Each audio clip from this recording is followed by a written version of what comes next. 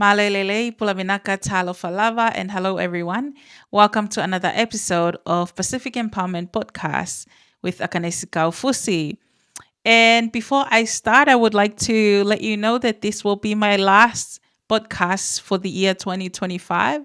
And I'll be taking a short break over Christmas and New Year, and I'll be back on the 8th of January. That is Thursday. Because next week, Thursday, is Christmas Day, and the following week, Thursday, is New Year. So I'll be taking the break and then back on the 8th of January.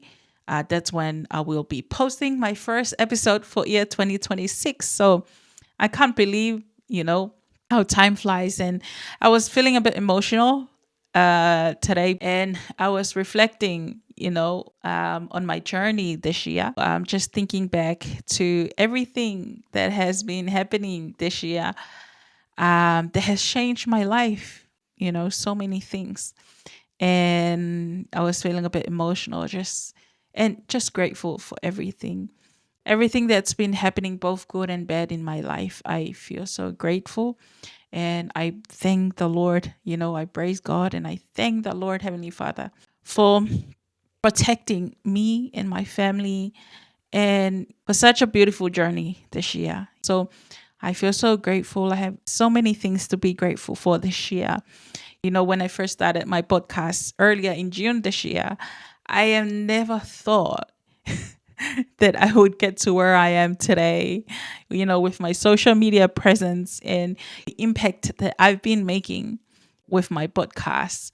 It's funny because the reason why I started my podcast was to build a personal brand to help me with my business, Sihu. But then, the faikava issue just fell on my lap. My podcast just took a whole shift from what was the original purpose of the podcast, trying to teach people about how to build wealth, how to think positively, motivation and everything. But I think with all our plan, but God's plan always stands. I'm so grateful. I'm thankful to everyone who's been listening, who's been supporting me since the beginning, who's been following me, who's been, spreading the word about my podcast, who's been trying to defend my side. It's been a whirlwind this year with the faikava issue, and the women that have trusted their life story, their trauma, the pain, the suffering that they went through, they trusted those stories with me. If you're listening, I want to thank you so much. Thank you so much for trusting me with your story to raise awareness so something can be done about this issue.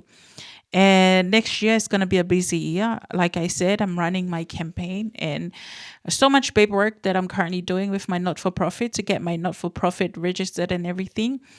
So next year is going to be a busy year, and I don't know what the future holds next year, but I have a really good feeling about it. I know God has some big plans in store for me next year, and I can't wait. I can't wait to see where life takes me next year.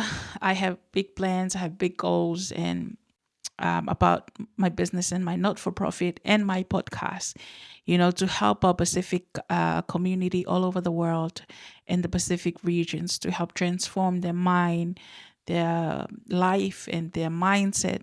So I have so many plans for next year.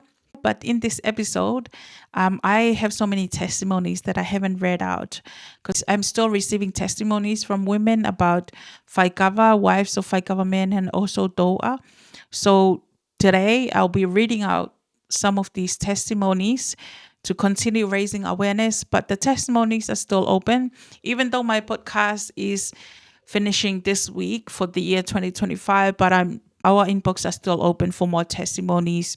For those of you women who wants to share, or men who wants to share your experience about kava, please do send it in, because I will continue reading the testimonies that I'll be receiving from now on and during the holidays in my podcast next year. So any testimonies that I'll be receiving for the rest of the I'll be reading them when my podcast is starting back next year.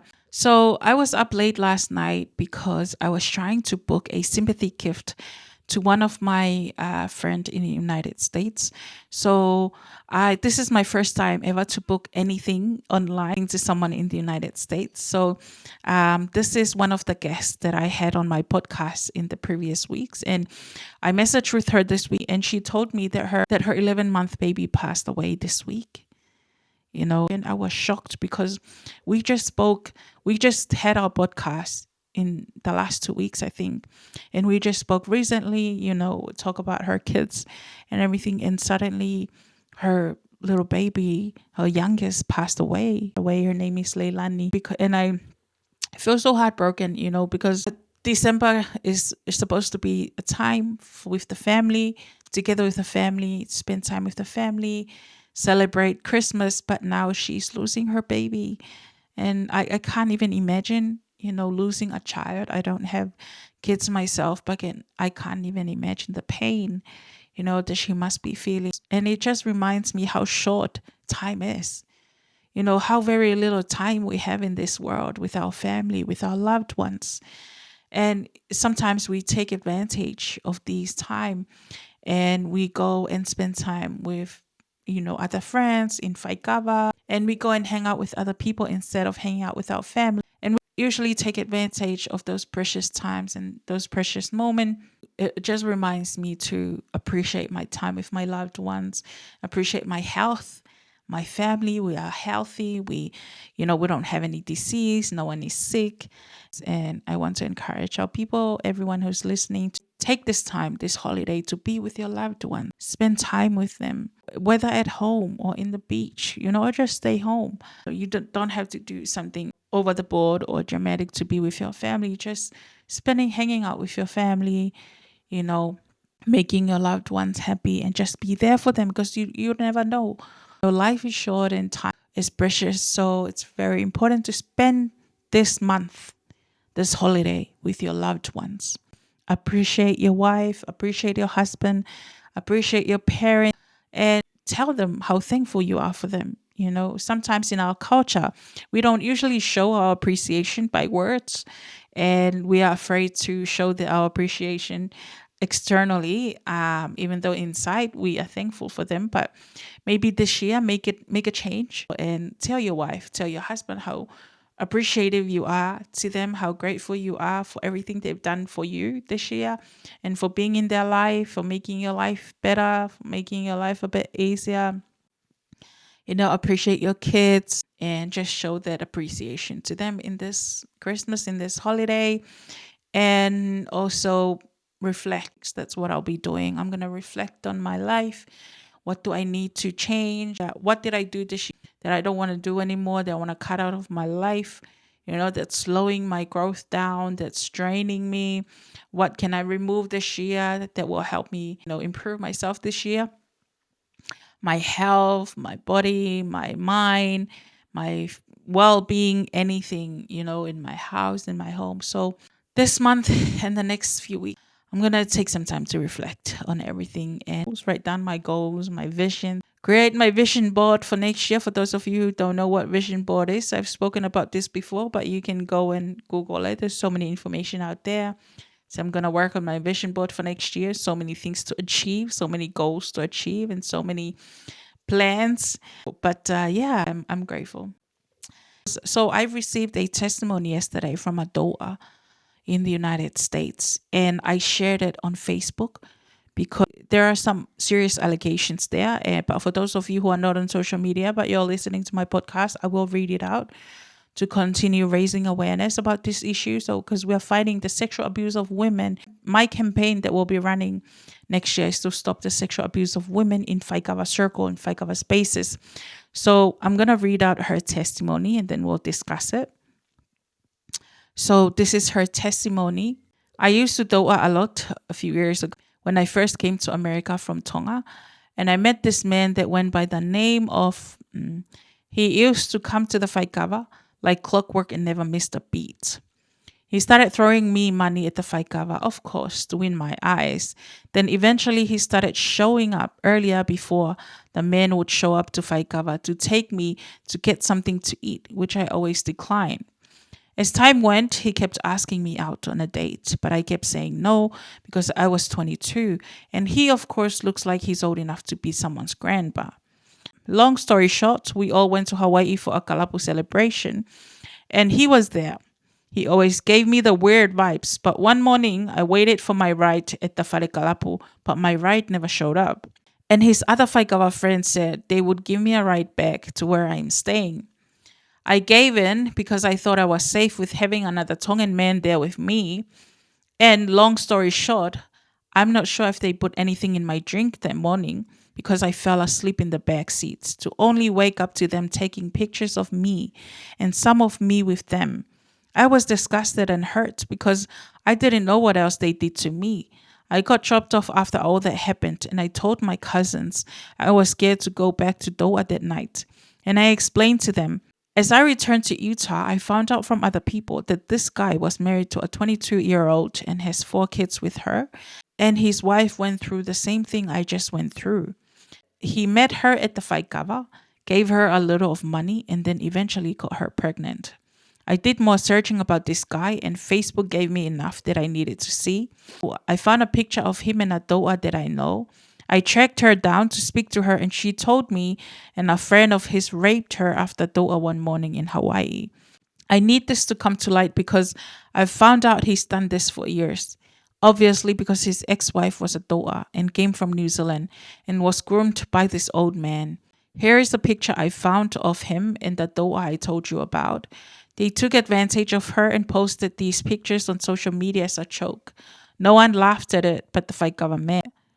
He goes around Utah and grooms young girls that doa, and the sad part is his friends, family, and kids condone it.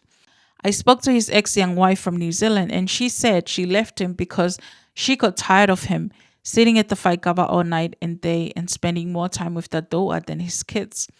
Please help me bring it to light that females need to stay away from this sick man. He also has a Facebook that is probably linked to all his faikava videos with friends. His Facebook name is, and he is from Utah, but lives in California now. Be aware, California and Utah, we have a pedophile roaming the faikava club. Sorry if my story does not make sense. It took me a lot to type this and to even share it.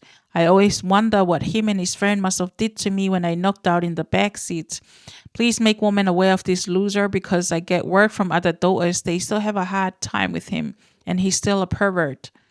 The young kid in this picture with goes by, he was the guy taking pictures of my while I was knocked out. I believe he's the same person that took the first picture I sent you with him and the doa. This is him and his ex-young wife. She was groomed and also threatened that if she doesn't continue to stay with him and have his kids, he will report her to immigration to get her back to New Zealand. But mind you, she had 2 kids with him at the time. She didn't want to get reported and leave her kids behind in America. Please, Akanesi, help me keep people, daughters, sisters, nieces aware of this sick-ass old man. He gets away with shit because his friends, kids, and family condone his actions and tell people he's not the evil one. It's the daughters that are evil. And yes, this is, I shared this on Facebook yesterday, and the Utah community and the Hawaii community went wild wanting to know who this guy is and the names. I blocked out the name because I do not want to get sued for defamation, especially if that guy hasn't been reported to the police and hasn't been convicted yet. And I posted this on social media and asked the people from Utah, anyone from Utah, what would your advice be to this young lady? So many said to call the police, report it to the police in Utah or California, or you can call them anonymously and report the crime. And yeah, so she's going to do that. She said she's going to call the police and report it today. So hopefully I'll check with her for updates and see what I can help with. And that is why I wanted to start my not-for-profit organization, because I have big goals. Because this is the kind of problems and issues in the Pacific that I want my not-for-profit organization to solve, to help with, helping women, helping victims, who are being shut out by the community, who are not believed by the community, by their families. And Pacific Empowerment not-for-profit organization will be here to help these people get justice and hold these men and the predators accountable. Okay, so I received this testimony from another lady in Hawaii, and she messaged me with her story. So I'll just read her story and leave some information out because she doesn't want to make herself known, to protect herself. So this is her story. She said, Aloha Ganesi, I wanted to share my story with you, one that took many years of healing and deep reliance on God before I could speak about it with clarity and forgiveness. My name is, I am native Hawaiian and I made choices that placed me at odds with my family, who had high standing here in Hawaii. At a time when I was seeking belonging and safety, I was drawn to the kindness I experienced from many Tongan people. I was introduced to tou'a through a pastor during a period when I was already carrying deep trauma from years of hidden domestic violence by a former fiance, a Samoan man, like myself, was also a scholar. At that time, I did not understand the cultural, social, or power implications surrounding faikava spaces. I attended my first gathering believing it was simply social. I felt deeply uncomfortable, particularly because awa is used very differently in my culture. A respected Hawaiian leader, also closely connected to the Tongan community, was present, which led me to believe I would be safe. Unfortunately, I was not. Over time, I lost my sense of autonomy. I was objectified, blamed for issues that were not mine, closely monitored, and isolated. I was unable to date freely and lived in fear. Because my own family was already upset with me, I felt completely alone and too ashamed to speak the truth. What followed was a period of profound trauma. I experienced sexual violence and exploitation, and when I sought help, I was blamed rather than protected. This re traumatized wounds from my childhood. I lost my sense of worth and began numbing the pain through unhealthy coping mechanisms. My healing truly began when I found Jesus and built a real relationship with Him. Later, when I was diagnosed with pancreatic cancer and nearly died, flatlining in the ICU, I came to understand how alone I truly was in the physical sense. No family or friends came. The only person who called me daily was my husband. During that time, I promised God that if I survive, I would honor that life by choosing love and faith. I did survive. I went to Tonga and married my husband. After that, control and mistreated intensified. My passport was withheld, my finances were restricted, and I was subjected to severe domestic violence. Eventually, police came involved. Even then, I was told by authorities that I should pray harder rather than be protected. Once again, I was made to feel responsible for my own abuse. When I returned to Hawaii, the shame, gossip, and stigma followed me. I became houseless. I lost my job, not only because I had been unable to return from Tonga, but because of what was said about me afterward. I still went to school every day, riding the bus for hours, and relying on campus food assistance to survive. Despite everything, I did not give up. Through prayer and healing, God helped me see a larger purpose. I found the strength to give back, lovingly and intentionally, to a region and a people who had deeply wounded me. My work is part of that offering. It required immense courage, forgiveness, and faith.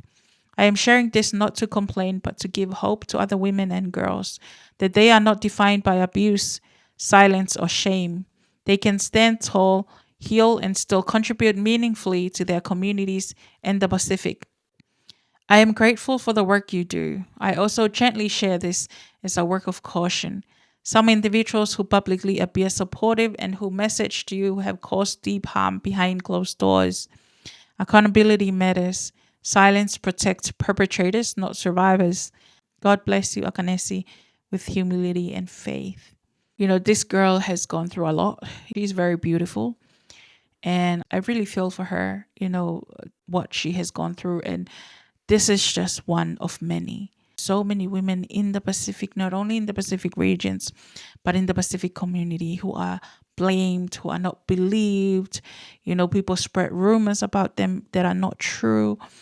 Ongoing abuse at home, financial abuse, as you can see here. Financial abuse is very common in the Pacific. I grew up seeing so many husbands withholding money from their wives. He's the only one working, and the wife is the one staying at home, looking after the kids, preparing his food and everything. And when the wife is asking him for money to buy her, stuff that she wants, they withhold the money and they say, no, why would I buy that for you? Why would I give you money? You go and find it yourself. And I don't understand it because they are not working, they are looking after the household chores and the kids and everything at home, which is a lot of work, by the way, and he's going out and work for money. And that is why I encourage young women, if you are listening, please do not rely on a man financially. Study, educate yourself, work hard. So one day you do not have to rely on a man. You can be able to afford anything you want. You can get anything you want. And you do not have to beg the husband or the man for anything. And this reminds me of when I was a kid, and because I'm the youngest of our family, and my brothers were already overseas. They were studying there and they finished their studies and they found work. And I was still in high school in Tonga, and I wanted to get some stuff from overseas. And I called my brothers and told them, oh, can you buy me this and this and this? Can you send me this? I need this. And they didn't send it. Sometimes they would, but then sometimes they couldn't buy it for me. And I would cry and, tell my mom and dad that, he's not getting me this. And I remember my dad, he said to me, that's why I want you to focus on your education, focus on your studies, so that one day you can be able to afford anything and buy whatever you want. So you do not have to rely on anyone for whatever you need. And that stuck with me, his words stuck with me up to this day. That's why I'm very strong. I'm very independent. Even though I'm married, I see so many wives that are coming out with their stories now where they usually stay at home and look after the kids. And then one day their husbands told them that he wants divorce because he cheated with someone, he wanted to be with someone. And these women, they haven't worked for so many years because they were so busy getting pregnant, birthing children, looking after them. And then when the husbands leave them, they don't have anywhere else to go. So if you are listening, young women, please focus on your career. Do not worry about men. You will find plenty of good men, good and successful men in the future when you work on yourself and you focus on your career. Do not chase men right now if you can't afford to buy anything yourself. So work on yourself so you can find a job or build a business, build your career. And then after that, you can look for a man that is on the same level so you don't have to suffer. And that is what happens here. I hope that if you are listening, please do not rely on a man. Even though if you're married, just work on yourself or read, learn something, learn new skills, and just prepare yourself, because you never know, either the husband will die or cheat on you or leave you for someone else. It's always good for women to prepare yourself and be independent so you can buy anything you want. Also, so many women stay in abusive marriage just because they can't afford to separate, and that is another important point, to build your career, work on your career, focus on yourself so you don't have to rely on a man. But yeah, this is a very sad testimony, but I'm so glad that she came out strong. And like they say, what doesn't kill you make you stronger. And now she is becoming stronger and she wants to help other women. And that is what I want my not-for-profit in the future. My not-for-profit, I want to focus on issues like this. I want to help our women, not only women, but men as well, who are struggling, with all these issues, the addictions, the kava addictions, the domestic violence, because, there is a reason behind, there is a root cause of why they are addicted to kava and why they are behaving the way they are. So it's time for the Pacific to address the root causes and not just try to kill the symptoms. It won't help in the long run. It's only for temporarily. But in order to make a real change in the Pacific, we need to look at the root causes of why our people behave the way they do. But I have another testimony here. Okay. I have a testimony here from a wife of a faikava man. She said, "Hi Nessie, I am a wife of a faikava man, and I cannot even begin to say how true you are about all of this. We've been married for over 10 years, but have been through this cycle too many times to count. with the excuse always being it's okay because all the men do it. It's just faikava. I didn't know that faikava included FaceTiming, Messenger, and texting. And all the men my husband was referring to included faifikaos and men who stood from the pulpits and preached the word. I can attest to this from seeing it on several videos. I can't say all those, but a majority of them. It used to be just at the faikava halls, but then they started bringing them to church. They would come wearing inappropriate clothing, things they shouldn't be wearing is a tou'a, let alone to a church. But this is what the men would pay, holo to see. They would come tou'a at fundraisers. We would have half dressed while the wives and elders of the church would be there. What disrespect! Wives would be giving their personal items for these tou'as to cover up, and some were from the islands, where they should know better. But even more so that the elders and leaders of the church would say nothing and allow this to continue. One tou'a they would sneak in the back door or wait until all the wives left to bring them. Now, what does that say? These tou'as would be the same women whom were married before, whose husbands cheated or left them for other tou'as. One faifekau even welcomed bringing these kind of tou'as because so many men would show up to their Bible studies, thinking it's a good thing. They literally invited the devil in to lure men there for the wrong reasons. They usually preferred the older divorced women because they were more open to the dirty talk and touching, while these women have 5 to 10 children sitting at home or being raised by other people. They called the tou'as ilamutu, and the tou'as would call the married men uncles. Like, who really speaks or touches their real life nieces in that way? The men had started banning other people from recording videos or posting on Facebook because their wives would see and hear what was happening, and most of them would end up sleeping outside and some even separated. One video was of the anniversary of one of the kalapus, and they had the tou'a get up and blow the candles of the cake. As she got up, you can clearly see the married men touching her as she walked past them. Another video of Avikao tugged at the tou'a as he walked by to leave, and she extended her hand for them to shake hands while you could hear all the men laughing and encouraging it. Another video, a tou'a was encouraging a married man to cheat with one of her other tou'a friends, saying it was okay because his wife has stepped out before. So many tou'as getting pregnant by men from the faikava, some married and some not. But the fact is that it all started from these faikavas. So many broken marriages, wasted hard-earned money that should have gone to our families, but husbands gave these women because they would allow men to say whatever they wanted or touch them. And the silence of the truth is just ridiculous.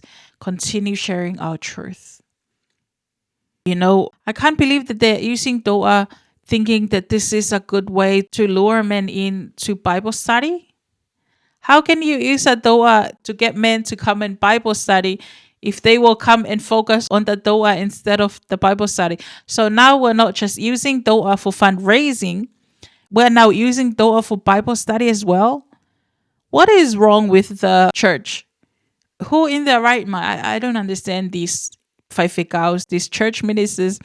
How can you sit there and think, oh, maybe I should use women to come with their half naked clothes and sit there so more men will come to the Bible study?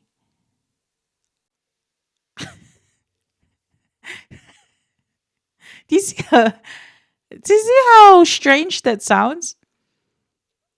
Using women to get men to come in Bible study. I've never heard of this one before, but this is new. So, the things men do in faikava as an excuse to get women to come to faikava is crazy. The excuses they make up. It's for money. Now it's for Bible studies. It's so funny. Thinking it's just faikava. It is not faikava. Your faikava to encourage men to cheat on their wives, that's not funny. That is not something to make jokes about. It's to encourage men to cheat on their wives. Crazy, these excuses. I have another testimony. Hi, Akanesi. My husband and I really love your work. We are native Fijians and we both used to drink kava back in our single days and loved it only because of the company that we had back at the time. When we got married, we both decided to stop entertaining anything to do with kava, nor allow it to be part of our social gatherings that we are going to host. It was the best decision ever. Married 12 years now, and I'm glad that we made the best decision ever. How did we know it was the best decision ever? We still see some of our kava friends from back in the day married and having marriage problems, and the biggest contributing factor to these problems is kava. Sadly, some even separated and divorced because of this kava commitment that they so prioritize. My husband always say you cannot entertain single lifestyle when you are married.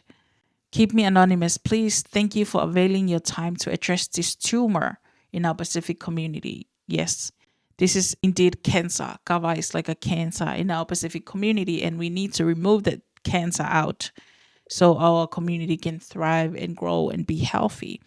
And I couldn't agree more when she said you cannot entertain single lifestyle when you are married. You can't have both. You have to choose. Either you want to stay married or go and be single. If you know you can't stop your kava addiction, just don't get married and waste that woman's time. She can find someone who doesn't drink kava. And yes, you cannot. And it's just like you can't mix evil with the word of God. You have to choose. The man should supposed to come because they want to learn from you as a church minister. They want to learn from other men. They want to grow. They want to feed their soul, with the Bible verse and the discussion that you're having, not because there's a woman there. It's crazy to me. I have another testimony. Okay, I have another testimony here from a Fijian woman about kava. She just wants to share her experience and her perspectives on this issue. Malo pula kanesi, I am an Australian-born Fijian woman, a vasu from Laos, and everything you shared about kava is the truth, spoken openly with no sugarcoating.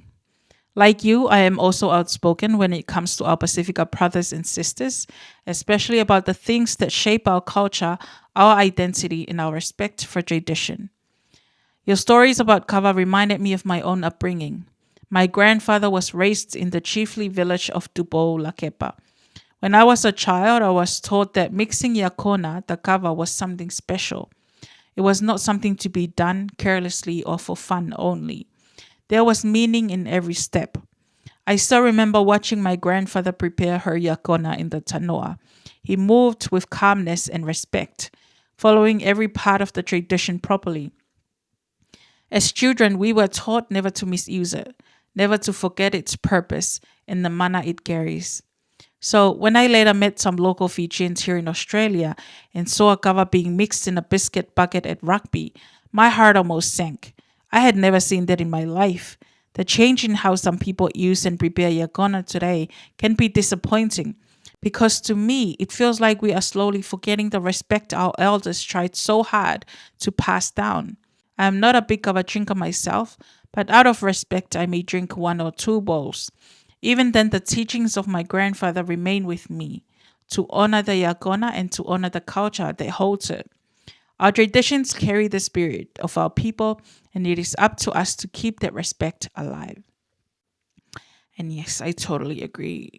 I think that kava should go back to how it was originally used and only for ceremonies and not a regular thing that, ends up breaking up so many marriages. But yes, she is right. We are slowly forgetting the respect our elders tried so hard to pass down. I have so many testimonies. I'm just trying to go through all of them because this is my last episode this year. And yesterday I went through my inbox and tried to search for any testimonies that I missed so I can share them because I don't want to miss anything. So this is another testimony I received. Talofa Kanesi, I want to commend you on your boldness standing up for the truth, which sets people free. John 8:32. We are not fighting against flesh and blood, but the principalities, powers, and rulers of darkness. Ephesians 6:12. Keep sharing your great work to expose the motives behind these men that hides behind culture and kava. Malo apito. I wanted to come here to share with you about kava in my island, Tuvalu. A bit of history, Tuvalu does not have kava grog at all. In the last 20 years, grog, as they call it, has become so prevalent that there are kalapu formed around the main island, Funafuti. This kalapu has done more damage than good to families, as you have talked about in your podcast. As a Tuvaluan, I am saddened to see this happening as the new generations think that grog is part of our culture. To make things worse, some of faifeaus are part of these kalapu. Faifeau means church ministers. Not condemning, but stating the obvious that they should be leading by good example.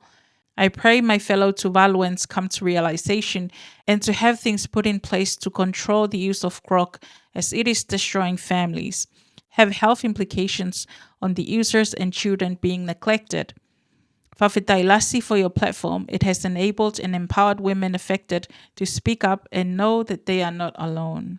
I reside in Brisbane, but when I go back home, it breaks my heart to see kava being incorporated as part of our culture. I have conversations with people and they have mixed feelings about it. They don't see that it can become part of the culture.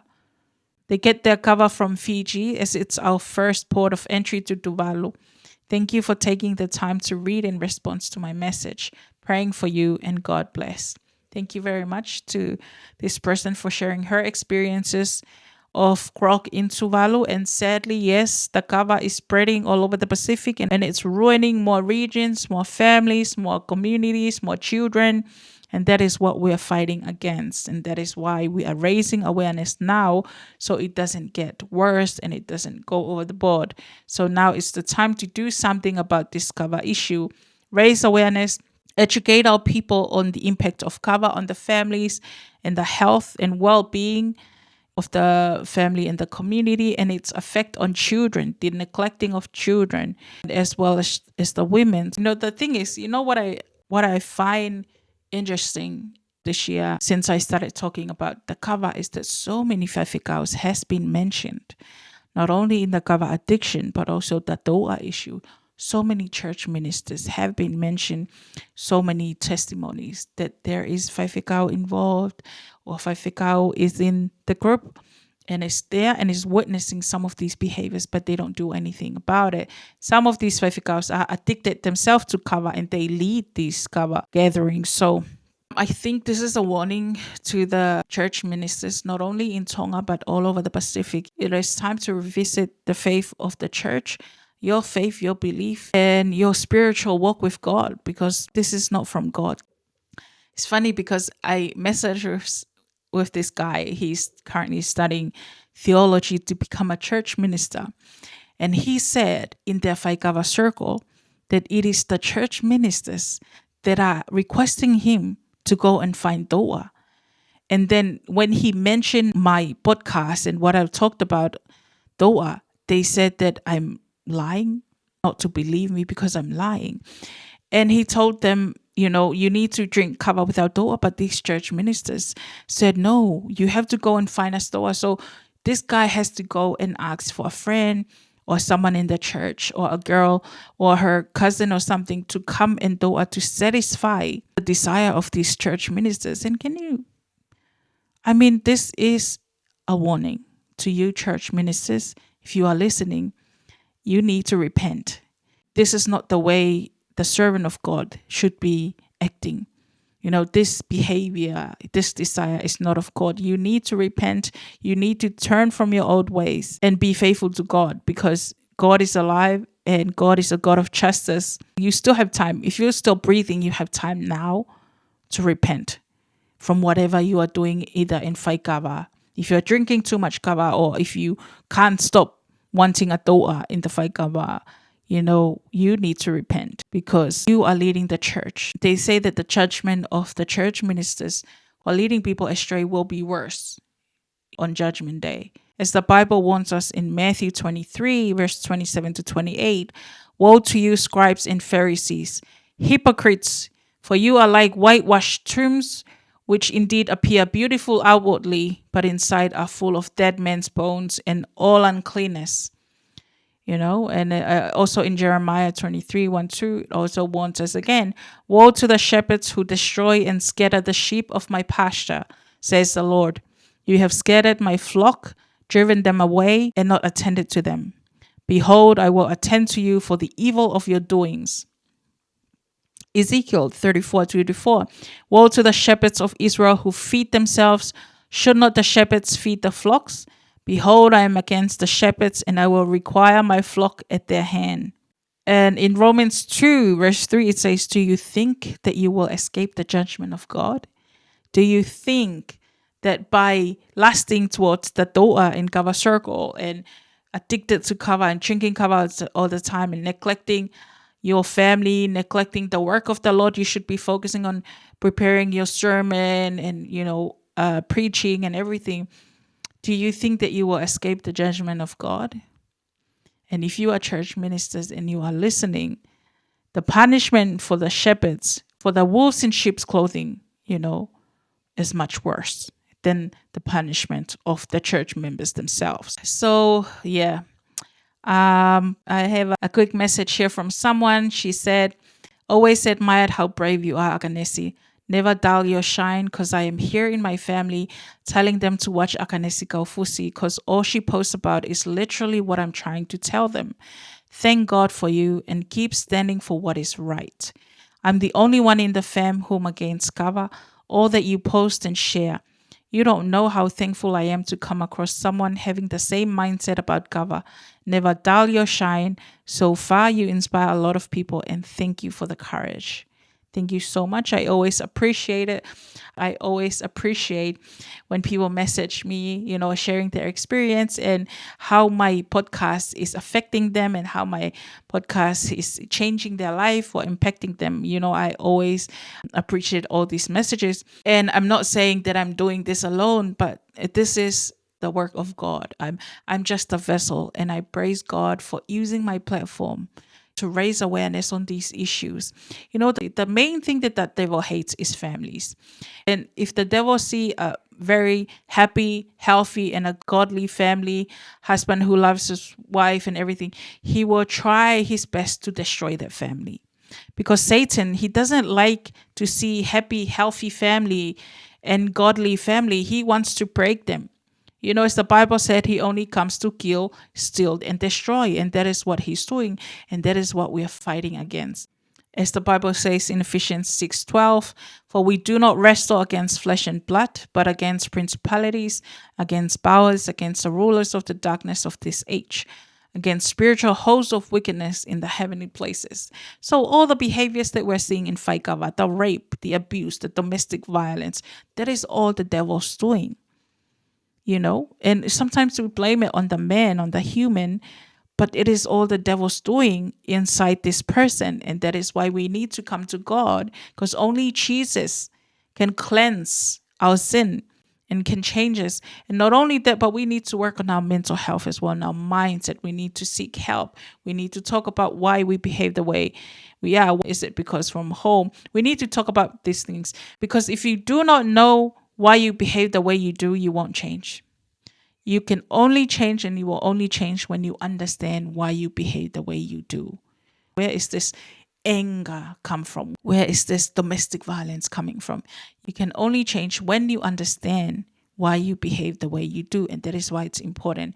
When I talk about mental health, you need to talk to someone, a therapist or counselor, to help you unpack the problems that you face when you were a child, or something that you went through that causes you this drama and this change of behavior. I received this message from someone. Thank you for your message about kava. I have been drinking kava myself, and what you say is true. I am lazy the next day and can't do my job, mow the lawn, just haven't got time to help my wife, but just got time to go drink kava. Thank you for the powerful message and keep doing it. God bless you. This is a message from a man who's addicted to kava. As you can see, they already know. They already know that kava is bad. They already know that neglecting their family is bad, that abandoning their kids is bad to drink kava, that putting kava before a family is bad. But they can't stop it. And that is why we're trying to raise awareness, to remind them, and so they can open their eyes and see that what they're doing is wrong, and not to encourage it, because most of our culture, we encourage these things. You just leave them. Leave them to go drink kava. Leave him to go and do what he wants to do. You just stay home as a wife and look after your kids. You just leave him to go and drink kava and do whatever he wants. And that is not how it should be. The father should be at home. Okay. So I have this message from this guy. He said, "Hello, Akanesi. I appreciate your work and your dedication with passion from the heart. Thank you for sharing and connecting all BI Pacific Islands with this terrible situation or subject about how faikava is abused in our community and making our Pacific men look weak, become cowards, lose their dignity, integrity, character, and respect from their families. So sad that our young generation are watching and suffering all at the same time. Question: what is the next step or plan? The stories are pouring in. It's sad because they are all similar stories, how it started and now worse. So curious if there's a plan for solution or movement so we can better utilize our energy to save our community. Otherwise, every second we lose, a young man becomes a faikava addiction or a broken family. What a great subject to tackle and figure out how to help save families and teach our young generation to be great leaders and live by example to learn the proper culture way. Malo apito ofatu. Yes, that is the next step is what I'm doing, running the campaign, sexual abuse of faikava.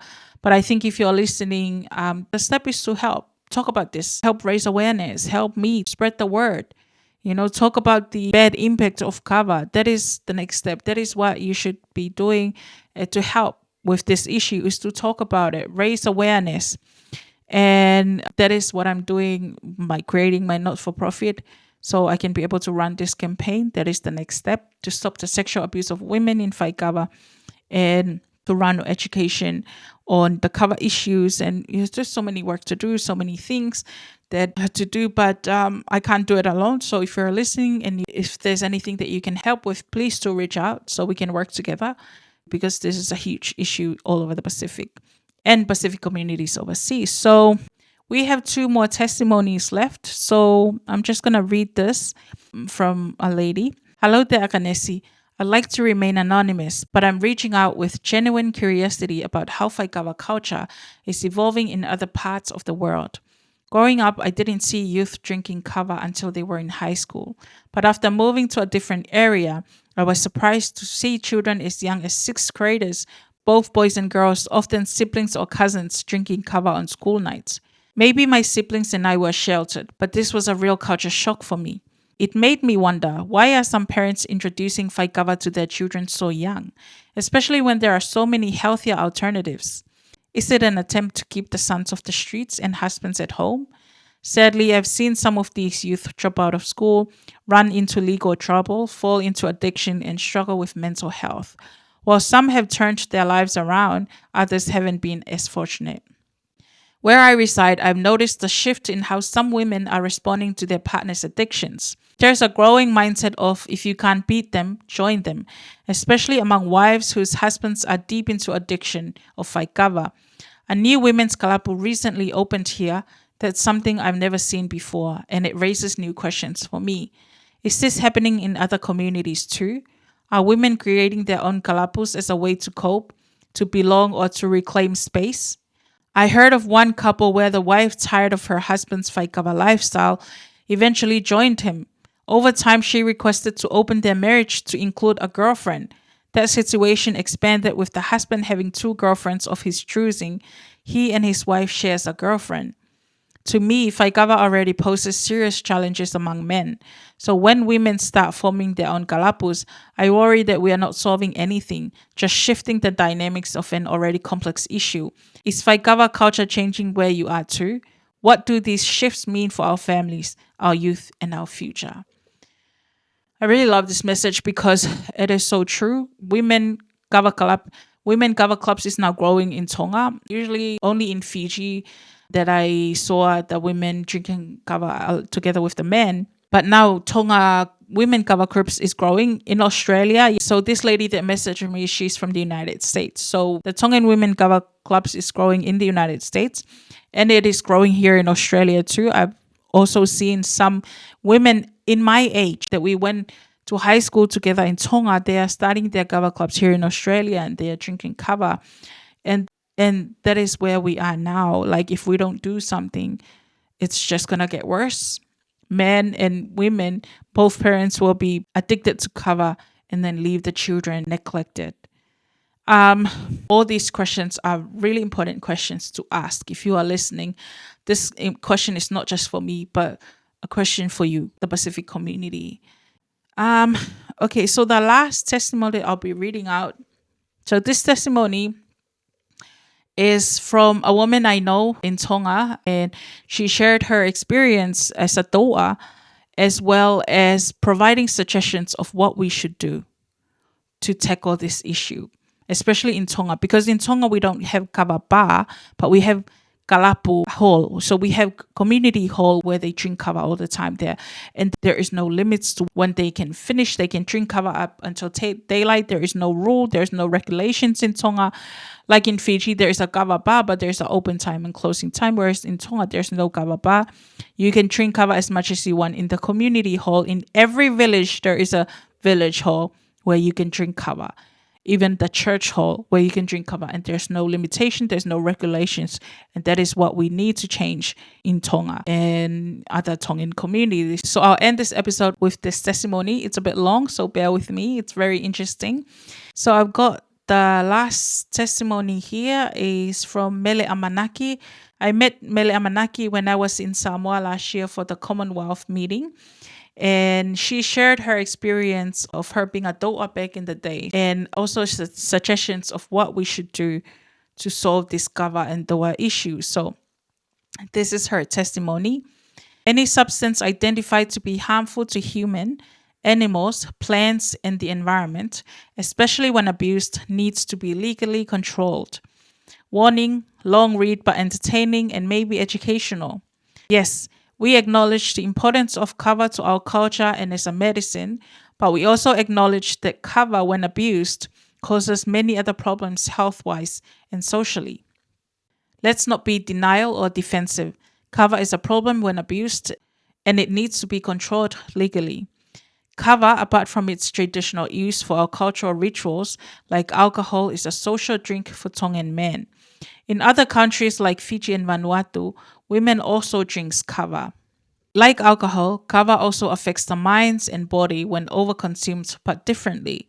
However, kava is addictive, just like alcohol, cigarettes, and food when taken excessively.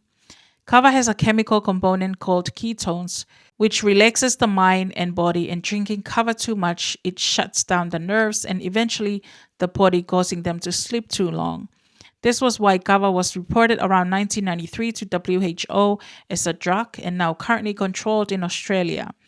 Continuous drinking of kava causes scaling of the skin. Then, what causes the social problems in the kava clubs or gatherings? Let's be honest, it's the nature of some men who are naturally abusive to women at home, who likes women excessively but are deprived at home or have none at all. Alcohol, when consumed too much, it can cause good-natured men and women to behave badly and or inappropriately. Kava shuts down the nerves of men or women when overconsumed. So what is the real cause of the social problems in the kava clubs or gatherings? It's the environments of the union and fellowship that kava clubs or gatherings that gives some problem men the opportunity to satisfy what they can't get, whether it's at home or in life. So they take the opportunity to get what they have been deprived of from the tou'a or the fellowship when they tulie huake malie turns vauka. They call it faikava, language norm which often gets out of hand. On the other hand, men are attracted to women, especially beautiful women, and vice versa. That's the law of nature. So men who are deprived at home or just can't get a girlfriend use the kava union or fellowship to chat up the tou'a. Then one thing led to something bad, neglecting wives at home, and worst case scenario, raping the tou'a. However, let's not forget that the coin has two sides. Women who have done tou'a would know, including me, during the few times I have been a tou'a. Some tou'as can also be bad-natured, hangakovi bekafi, and or who are looking for a boyfriend or a mate. They provoke some men during the kava sessions that either led to her striking a friendship deal with a single or married man, and worst case scenario, raped. This is not caused by kava, as the tou'a don't drink kava. I may be seen as categorized as one of the most outspoken women in Tonga, but when I was a tou'a in my younger days, I was very quiet and didn't respond to most questions from the men or join their conversations. But that may be a result of my upbringing by my parents. My responsibility as tou'a started at home. when I finished high school at 18 years before I went overseas for further studies at 19 years old. My father is a kava drinking person. A good, a natured man, a social man, fratamaiki, a sportsman, great singer, a guitarist, a good Tongan dancer, a strict teacher, a faikava who gathered the boys from our village, Kolofo'ou, to the faikava to avoid them from going to nightclubs. That's how Kalapu Lotu Mongawe was established. But he is also a member of Fofo Anga before that and Kalapu Ho'olanga in Kolomotua, as he was part of the band there. He also set up ping pong tables for the boys to come home and play, anything to prevent them from going hay. When it was my dad's turn to prepare the kava for Kalapulo Tumongaue, my two brothers and sometimes I, but rarely, would prepare balut the kava outside in the side room. We would also prepare some food, hakaufi, moatonga, and kapapulu at home for the tou'as, mostly nurses, as one of my aunties was a nurse. Ufi means yam, moatonga means Tongan chicken, and kapapulu means corned beef. We brought the tou'as and returned them home before midnight. That's how my father and I guess most kava clubs treated tou'as in my childhood days, 1970s to early 80s and before that. My first experience as a tou'a was at home when Tawa Kolomatangi, rest in peace, and some young men from Kolomotua came home one night and asked my dad if they can have faikava at home. This kind of faikava and out of the blue request was normal in my younger days and beyond, in very traditional families with young beautiful daughters like me.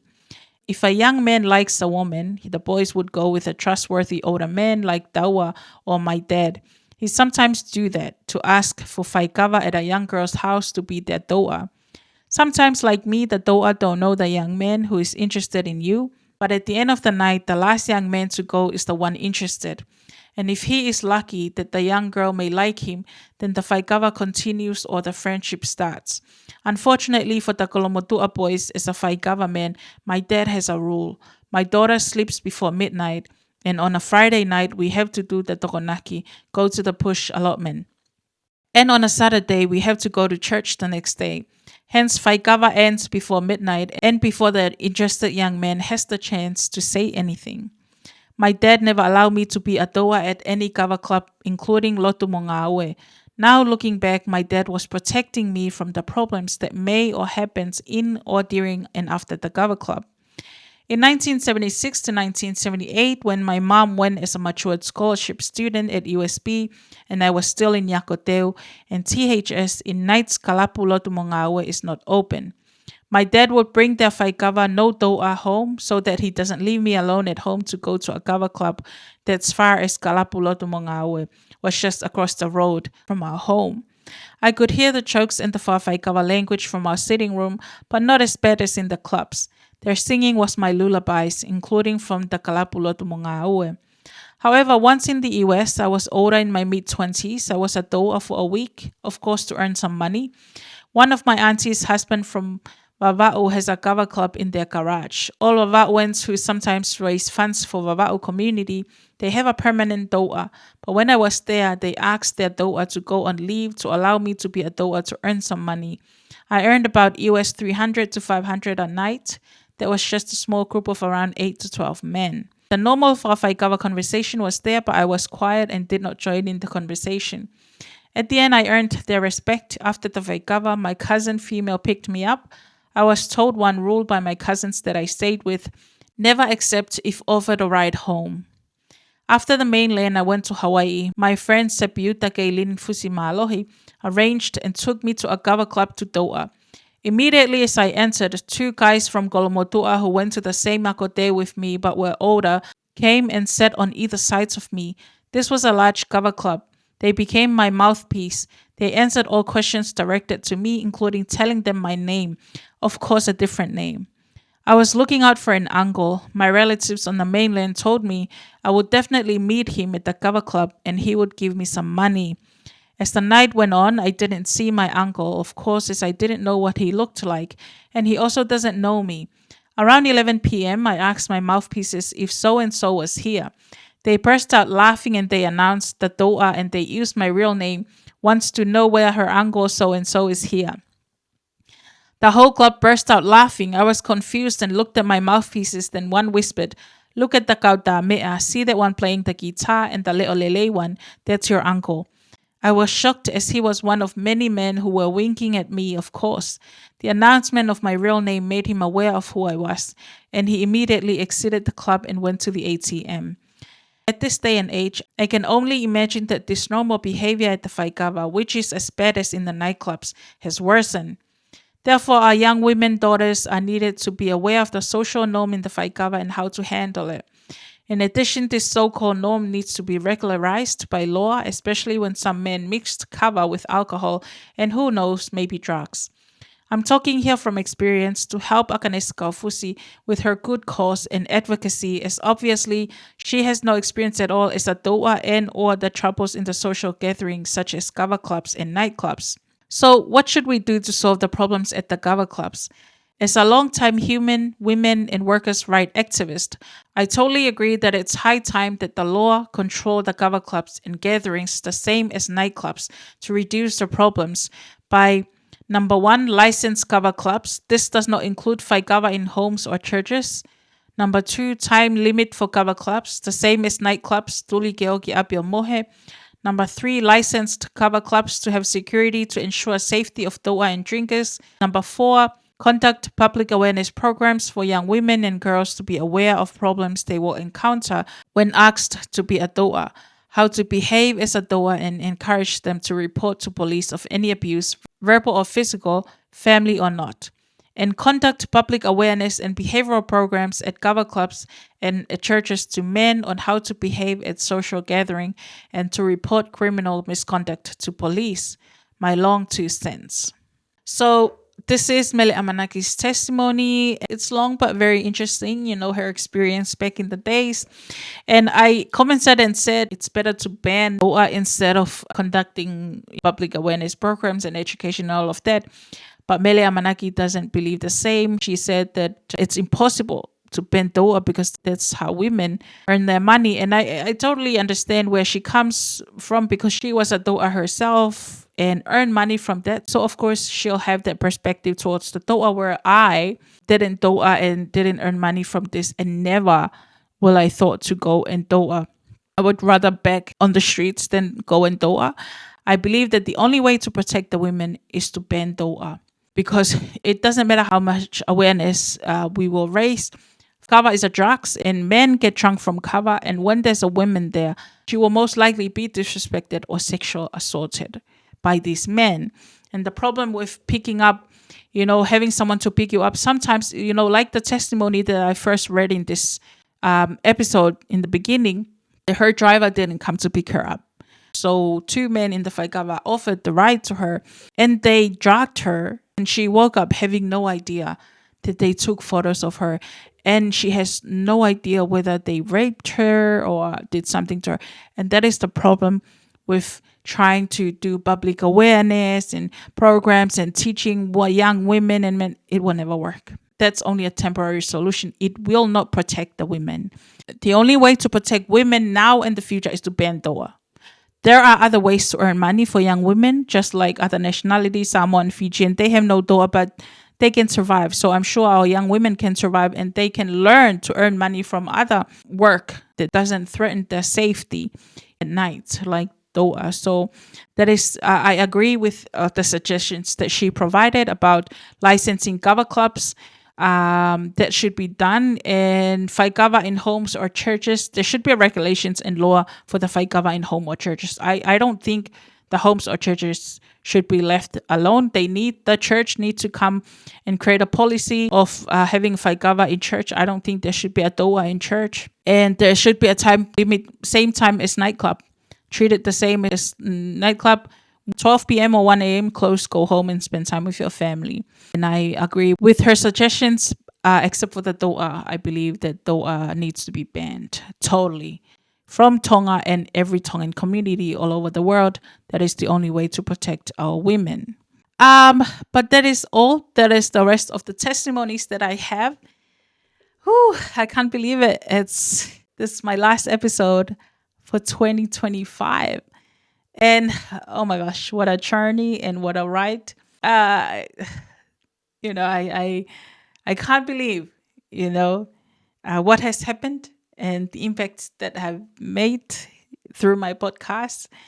And I'm humbled. I'm not proud. I mean, I'm proud of who I have become. I have learned so much, this year from this having this podcast, getting bullied.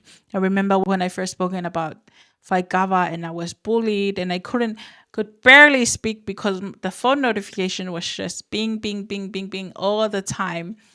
And getting all the backlash from the Tongan community, all the bullying and everything. But I came out stronger than before. I survived all of that.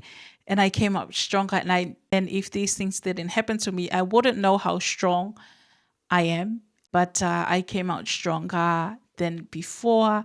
And I think people start realizing they won't be able to shut me up. They won't be able to stop me from raising awareness about this issue. And I will continue to do so next year.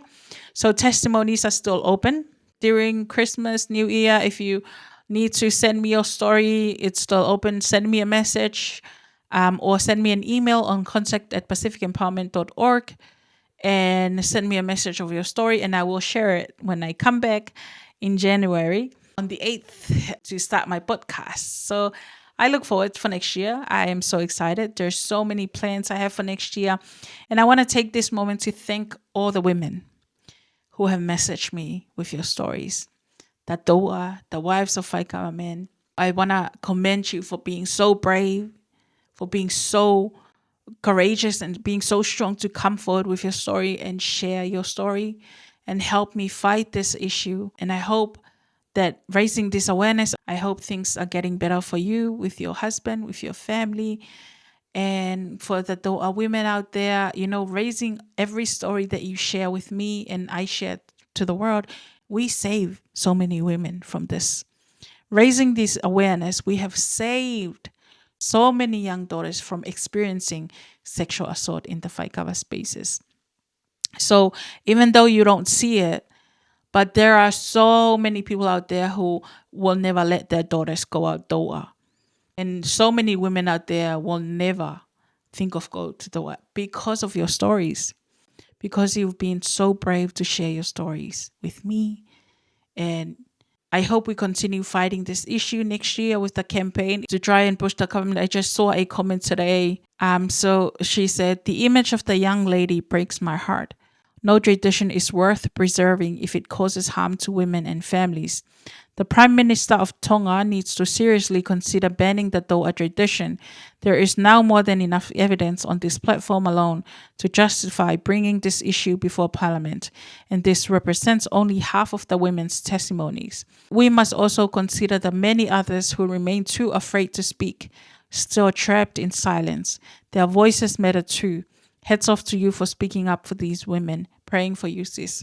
And this is so true. This is only a small fraction of women who are coming forward with their stories. There's thousands of women, and imagine from generations to generations being sexually abused in the faikava spaces.